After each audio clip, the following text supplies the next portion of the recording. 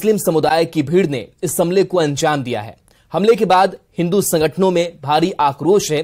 बड़ा सवाल है कि क्या ये हमला सोची समझी साजिश का नतीजा है। ये रिपोर्ट देखिए। गढ़वा में आरएसएस नेता विवेक सोनी और ऋषि पांडे पर जानलेवा हमले के मामले ने तूल पकड़ लिया है। संघ के नेताओं पर मुस्लिम समुदाय के युवकों ने जानलेवा हमला किया है, जिसके बाद आक्रोश की आग भड़क उठी है। हिंदू संगठनों में इस हमले के बाद भारी आक्रोश है। संघ ने घटना के विरोध में मजियाओं बंद का ऐलान किया। इस दौरान सभी कारोबारियों ने अपनी दुकानें बंद रखी। गढ़वा में सड़कों पर सन्नाटा पसरा दिखा, तो इधर अपराधियों के हौसले इतने बुलंद हैं कि रात में भी घायल विवेक सोनी के मोबाइल पर धमकी भरा फोन आया। घटना बहुत निंदनीय है और किसी निहत्थे को घेर कर मारा जा रहा है और ये बहुत ही दुख का विषय है। शासन प्रशासन को कड़ी से कड़ी कार्रवाई करनी चाहिए और जो पीड़ित है उसे न्याय दिलाना चाहिए। धमकी अभी भी मिल रहा है। अपराधी को हौसले बुलंद है, इसलिए धमकी मिल रहा है और प्रशासन अपनी कार्रवाई करती है तो ये लोग सलाखों के पीछे रहते, धमकी देने लायक नहीं रहते। हमले में घायल विवेक सोनी की हालत गंभीर है। विवेक सोनी को बेहतर इलाज के लिए गढ़वा सदर अस्पताल के इमरजेंसी वार्ड में भर्ती कराया गया है। तो प्रशासन ने इस मामले में तत्काल एक्शन लेते हुए आरोपी समीर खान और शेख इरशाद को गिरफ्तार कर लिया है। दोनों को पुलिस ने सलाखों के पीछे भेज दिया है। आरएसएस के नेताओं पर हमले के बाद गढ़वा में तनाव देखा जा रहा है। बताया जा रहा है कि विवाद की वजह पशु तस्करी है। इलाके में पशु तस्करी का आरएसएस विरोध करती है, इसलिए दोनों नेताओं पर मौका देखकर हमला किया गया। हमलावर लाठी डंडे से लैस थे। पूरी प्लानिंग के साथ इस घटना को अंजाम दिया गया। न्यूज 18 के लिए गढ़वा से चंदन कुमार कश्यप की रिपोर्ट। बीजेपी के प्रदेश अध्यक्ष बनने के बाद बाबूलाल मरांडी ने न्यूज 18 को पहला इंटरव्यू दिया है। बाबूलाल मरांडी ने सीएम हेमंत पर जोरदार हमला बोला है। उन्होंने कहा है कि राज्य में खनिज, जमीन और जंगल की लूट हो रही है। अपराधी बेलगाम हो चुके हैं। बहु बेटियों की इज्जत को लूटा जा रहा है और सरकार इस पर पर्दा डालने का काम कर रही है। बाबूलाल मरांडी ने कहा कि दुमका, देवघर और साहिबगंज में ही कई तरह की हिंसक घटनाएं सामने आ चुकी हैं, जहां आदिवासी लड़की को जिंदा जला दिया गया है। रबिका पहाड़न को टुकड़ों टुकड़ों में काट दिया गया, लेकिन जेएमएम का कोई नेता उन परिवारों के साथ संवेदना जताने नहीं गया। बाबूलाल मरांडी ने कहा कि 2024 के चुनाव में बीजेपी पूरी मजबूती के साथ चुनावी मैदान में उतरेगी। बाबूलाल मरांडी से बात की संवाददाता गौरव झा ने। भाजपा ने अपने प्रदेश की कमान बाबूलाल के हाथों में सौंपी है और सौंपने के साथ ही राज्य में जिस तरीके से हिंसाएं बढ़ने लगी है, इनकी जिम्मेदारी और बढ़ जाती है कि किस तरीके से इन पर लगाम लगाने की प्रयास ये कराएंगे। इसके साथ ही कल जिस तरीके से आदिवासी संगठनों ने बीजेपी का घेराव किया, आवास का घेराव किया, इसके साथ साथ कार्यालय का घेराव किया, तो किस तरीके से इसको देखते हैं और किस तरीके से ये राजनीति अब आपको आने के साथ और बढ़ गई? देखिए, पहली बात तो मैं कहूँगा कि जो घटनाएं इस समय घट रही है, पहली दफ़ा घट रही है, ऐसा नहीं है। जब से इस प्रदेश में हेमंत सोरेन के नेतृत्व में सरकार बनी है, तभी से अपराधी बेखौफ होकर के अपराध कर रहे हैं और जिसको कहते हैं असामाजिक तत्व, तो इस प्रकार के लोग गुंडागर्दी शुरू से कर रहे हैं। इसलिए आप देखेंगे उन लोगों का गुंडागर्दी का अलग अलग रूप होता है। कहीं लोग खनिज को लूट रहे हैं, कहीं लोग ज़मीन को लूट रहे हैं, कहीं लोग जानवर को लूट रहे हैं, कहीं तो यहाँ तक भी अपने किसी की बहू बेटियों को भी लोग लूट रहे हैं। भाई, इस प्रदेश में जब से हेमंत सोरेन की सरकार बनी है, लगभग 5000 महिलाओं के साथ दुष्कर्म, छेड़छाड़, इस प्रकार की घटनाएं घटी है। बाकी जगहों की मैं चर्चा नहीं करना चाहता हूं, लेकिन जहां उनका कर्म भूमि है, दुमका, बरहेट, वहां पर क्या हुआ भाई? पेट्रोल जला करके लड़के को मारा गया। नाबालिग बच्चे को पेड़ में टांग करके उसको लोग मार दिया। प्रिमिटिव ट्राइब्स जो पहाड़िया बच्ची होती हैं, उसको पूरी तरह से जला दिया। क्या बोलते हैं, 50 टुकड़ा कर दिया। मुख्यमंत्री और मंत्री कोई भी जेएमएम के नेता गए उन लोगों के घर तक? संवेदना प्रकट करने तक नहीं गए। लोग अपने को आदिवासी के हितैषी कहते हैं, तो मैंने इतनी सारी घटना बताया, सीबीआई जांच की या उन घरों तक मुख्यमंत्री पहुंचे तो मुख्यमंत्री आवास पर इन लोगों को प्रदर्शन करनी चाहिए था। जिस रूपा तिर्की की हत्या हुई उसके अगेंस्ट में किस प्रकार से एक मृतक के ऊपर एक डीएसपी ने टिप्पणी की, भद्दा टिप्पणी की, उनकी गिरफ्तारी होते, उसकी गिरफ्तारी की मांग के लिए धरना प्रदर्शन करते, तब तो हम समझते कि हाँ वो सच्चे आदिवासियों के हितैषी है। हेमंत सोरेन की सरकार में बजरा चले जाइए, आदिवासी के गांवों में जो घर मजुरवा जमीन था सरकार ने दूसरे को बंदोबस्त करके बेचा भी है उन लोगों ने, और बड़े बड़े बाउंड्री बना हुआ है। जरा हम लोगों को तो 2-4 कट्ठा घर बनाने के लिए जमीन नहीं है। वहाँ के आदिवासी लोग हमारे पास आए थे, हमको लोग ले गया था, हमको लोग दिखाया, हमें दंग रह गया। आरएसएस के कार्यकर्ता के साथ कल मारपीट भी गढ़वा में, एक विशेष धर्म के लोगों ने वो मारपीट की, वो भी उसी का एक हिस्सा है। जो इस प्रदेश में जो हमने कहा कि असामाजिक तत्व है वो इसी प्रकार से गड़बड़ करता है, हिंसा करने को इसलिए उन लोगों को बल मिलता है क्योंकि सरकार उस पर कोई कार्रवाई नहीं करती है। किस क्षेत्र पर सबसे ज़्यादा नजर है? क्योंकि संथाल आप घूम रहे हैं। नहीं, मेरा पूरा झारखंड पर ही नज़र है भाई। बांग्लादेश घुसपैठ पर कुछ खास? नहीं, पूरा झारखंड पर नज़र है, और पूरा झारखंड में क्या क्या हो रहा है सब चीज़ पर नज़र है। सीमावर्ती क्षेत्र में घुसपैठ है, उस पर भी नज़र है। अंदर में जिस प्रकार के सरकार ने लूट मचाई हुई है उस पर भी नज़र है। आगामी लोकसभा चुनाव है, उसको लेकर क्या तैयारी शुरू हो चुकी है? तैयारी बीजेपी का पहले से चल रहा है। बूथों का हम लोग मजबूत कर रहे हैं, नए नए लोगों को पार्टी में जोड़ रहे हैं, निचले स्तर पर सब काम में लोग लगे हुए सब जगह। हमारे साथ बाबूलाल जी थे जिन्होंने बताया कि किस तरीके से आगामी चुनाव में भाजपा को मजबूत करेंगे, उसके साथ साथ क्या कुछ चुनौती आने वाली हैं और किस तरीके से घटनाएं जो हैं वो झारखंड में बढ़ी है। कैमरा पर्सन संत के साथ गौरव झा, न्यूज़ 18 रांची। झारखंड में लोकसभा की 8 सीट पर इस बार मुकाबला दिलचस्प होने जा रहा है। इस वक्त ये सभी सीट एनडीए के खाते में है, पर कभी यूपीए का हुआ करती थी। शहरी सीट कहे जाने वाले ऐसे लोकसभा क्षेत्र में इस बार यूपीए पूरी ताकत से चुनावी मैदान में उतरने को तैयार है। एनडीए खेमे से भी कई चेहरों को बदलने की चर्चा जोरों पर है। ये रिपोर्ट देखिए। झारखंड में मिशन 2024 के दंगल की पूरी तैयारी हो चुकी है।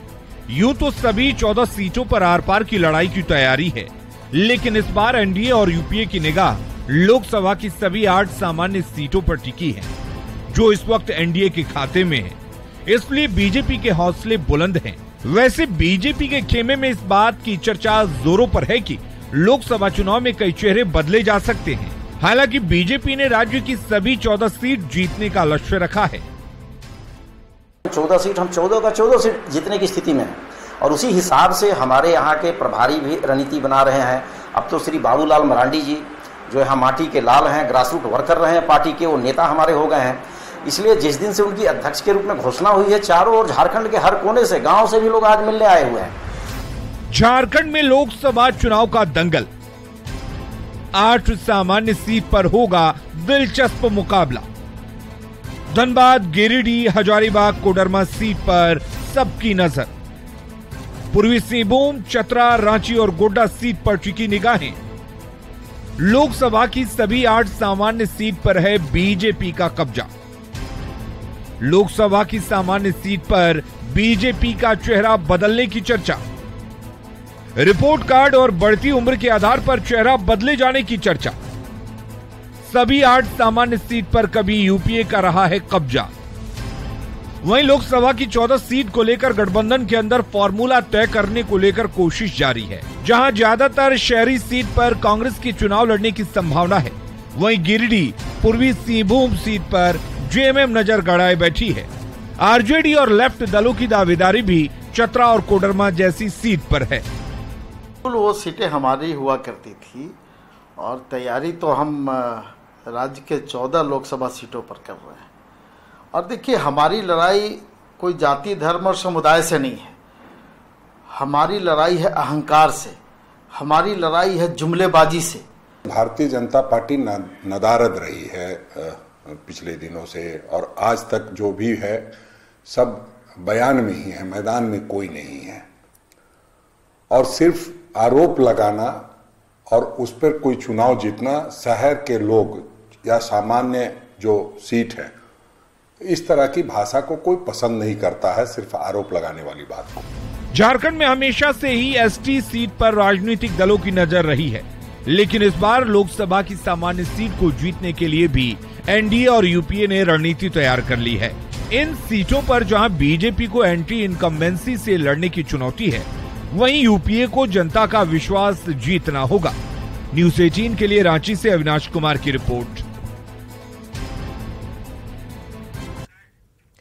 बीजेपी प्रदेश अध्यक्ष बाबूलाल मरांडी के राहुल गांधी पर किए गए ट्वीट पर प्रदेश कांग्रेस ने पलटवार किया है। कांग्रेस के प्रदेश अध्यक्ष राजेश ठाकुर ने कहा है कि कल तक जिसके सामने टिकट की भीख मांगते थे, जिस व्यक्ति की बड़प्पन की चर्चा खुद बाबूलाल कई बार कर चुके हैं, उनके बारे में ऐसा बोलना बाबूलाल मरांडी को शोभा नहीं देता है।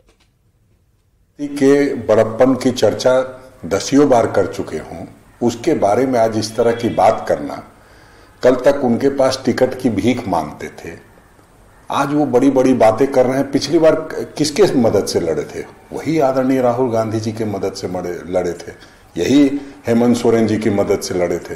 कहते थे भाजपा में जाने से अच्छा होगा कुतुब मीनार से कूद जाऊंगा। झारखंड विधानसभा का मानसून सत्र 28 जुलाई से शुरू हो सकता है। 28 जुलाई से 4 अगस्त तक मानसून सत्र के प्रस्ताव पर 11 जुलाई को होने वाली कैबिनेट की बैठक में मुहर लगने की उम्मीद है। संसदीय कार्य मंत्री आलमगीर आलम के मुताबिक हर साल जुलाई के अंतिम और अगस्त के शुरुआती सप्ताह में मानसून सत्र होता रहा है। आलमगीर आलम ने कहा कि सरकार का यह प्रयास होगा कि सत्र में जनता के सवाल का समाधान हो। सदन में विपक्ष के सदस्यों के द्वारा जो भी सवाल लाया जाएगा, उसका जवाब विभागीय मंत्री देने का प्रयास करेंगे। इस बार भी प्रस्तावित किया गया है 28 तारीख से 4-5 तारीख अगस्त तक, 28 जुलाई से लेकर 4-5 जुलाई तक जो है प्रस्तावित है। और जो भी समय हम लोग को मिलेगा, निश्चित तौर पर सरकार हमेशा प्रयास करती है कि बढ़िया से हाउस जो है सदन चले। बोकारो के पिंडरा जोरा थाना क्षेत्र के संथालडी गांव में आज दो समुदाय के बीच उस वक्त तनाव हो गया जब हिंदू समुदाय की महिलाएं लड़की की शादी को लेकर नेक विधि करने जा रही थी। उसी दौरान गांव में मस्जिद के समक्ष मुस्लिम समुदाय के लोगों ने बैंड बाजा बजाने से रोका, जिससे लेकर विवाद बढ़ गया। बैंड बाजा बजाने से रोकने के बाद आक्रोशित हिंदू समुदाय के लोगों ने सड़क को ईंट लगाकर पूरी तरह से बंद कर दिया। दो समुदाय के बीच तनाव को देखते हुए मजिस्ट्रेट और टीएसपी मौके पर पहुंच गए। पूरे गांव में फोर्स की तैनाती कर दी गई और दोनों समुदाय के साथ बैठकर समाधान के लिए रास्ता निकाल ले जाने का काम किया जा रहा है।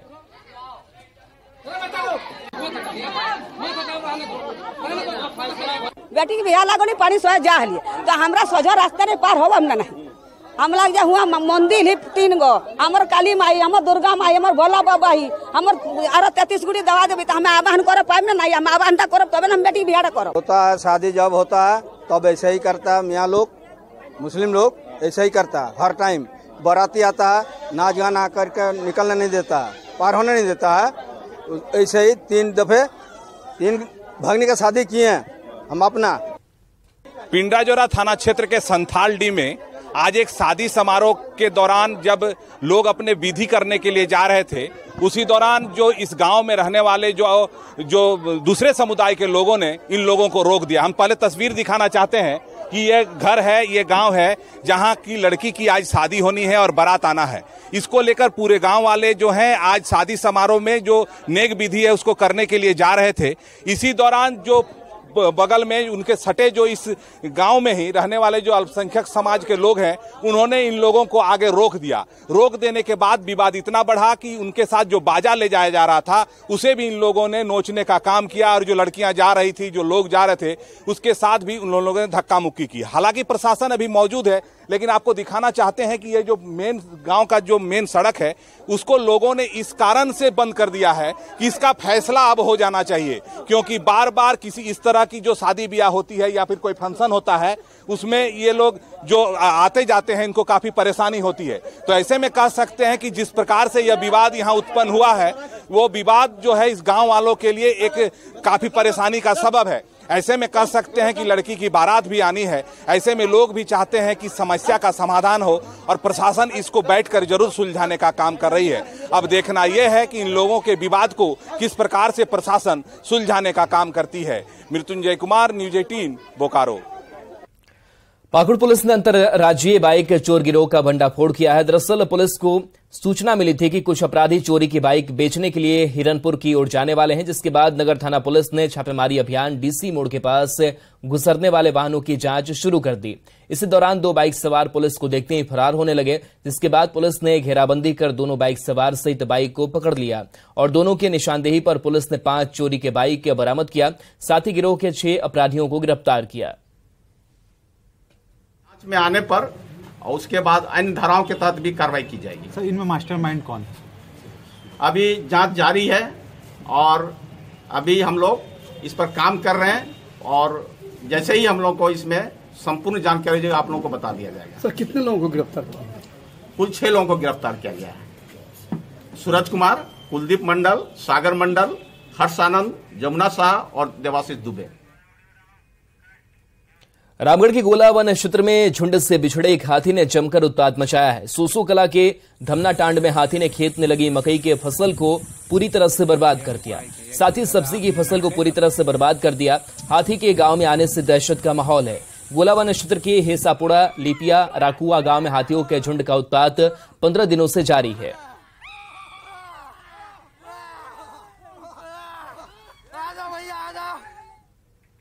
सावन के पहली सोमवारी को लेकर रांची के पहाड़ी मंदिर की सुरक्षा को लेकर पुलिस प्रशासन पूरी तरह से मुस्तैद है। पहाड़ी मंदिर में अतिरिक्त सीसीटीवी लगाए गए हैं, तो वहीं भीड़ को नियंत्रित करने को लेकर बैरिकेडिंग भी लगाई गई है। सादे लिबास में भी पुलिस कर्मियों को प्रतिनियुक्त किया गया है, तो वहीं ट्रैफिक सुगम रहे, इससे लेकर भी विशेष इंतजाम पहाड़ी मंदिर के आसपास किए गए हैं।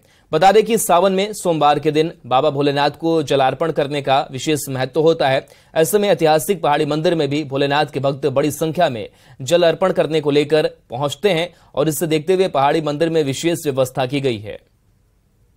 महीने की सोमवारी है और 8 से ज़्यादा सोमवार इस बार हैं। उसको ध्यान में रखते हुए चूँकि सोमवारी के दिन ज़्यादा भीड़ रहती है, ज़्यादा श्रद्धालु आते हैं स्वर्णरेखा घाट से जल उठाकर जलार्पण करने के लिए पहाड़ी मंदिर पर। और चूँकि ट्रैफिक का भी काफ़ी सारे कंस्ट्रक्शन के वर्क चल रहे हैं, उसके कारण से सड़कों में भी थोड़ा ज़्यादा रश है। उसको ध्यान में रखते हुए यातायात के भी अतिरिक्त प्रबंध किए गए हैं। और चूँकि भीड़ जैसा अनुभव रहा है कि हर वर्ष ही भीड़ एक तरीके से बढ़ रही है श्रद्धालुओं की, तो उसको ध्यान में रखते हुए फोर्सेस भी अतिरिक्त लगाई जा रही हैं। डे 1 जब हुआ था उस समय भी डिप्लॉयमेंट कर रखा है। सेम डिप्लॉयमेंट आज रिपीट होगा। सुबह तकरीबन 4 साढ़े 4 बजे के आसपास, इनफैक्ट 3:30-4 बजे से कोऑर्डिनेशन करके डिप्लॉयमेंट हम लोगों ने स्टैटिक कर रखा है जो हमारा पहले से है। उसके अलावा पहाड़ी मंदिर के आसपास के क्षेत्रों में लगभग 6-7 प्रमुख चौक चौराहों को चिन्हित किया गया जहाँ पे ट्रैफिक का लोड पड़ता है। वहाँ पे अर्ली मॉर्निंग से ही हमारे ट्रैफिक के जवान और ASIs मौजूद रहे। सावन का पावन महीना चल रहा है। कल सावन माह की पहली सोमवारी है। देवघर में लाखों की संख्या में कांवरिया पहुंचते हैं और बाबा को जल चढ़ाते हैं। देवघर नगर निगम इसके लिए पूरी तरह से मुस्तैद दिख रही है। देवघर नगर निगम के नगर आयुक्त के साथ तमाम निगम पदाधिकारी ने पूरे कांवरिया रूट का निरीक्षण किया। साथ ही साफ सफाई को लेकर विशेष ध्यान रखने की बात कही। देवघर में 1000 से भी अधिक सफाई कर्मियों की प्रतिनियुक्ति पूरे निगम क्षेत्र में की गई है ताकि देवघर को स्वच्छ रखा जा सके। वहीं समय समय पर फॉगिंग के साथ वाटरिंग का भी कार्य कराया जा रहा है। कल सोमवारी है तो लाखों की संख्या में यहाँ पर श्रद्धालुगण आएंगे। नगर निगम का और जिला प्रशासन का यही प्रयास होगा और यही प्रयास है कि जो हमारे देवतुल्य श्रद्धालुगण हैं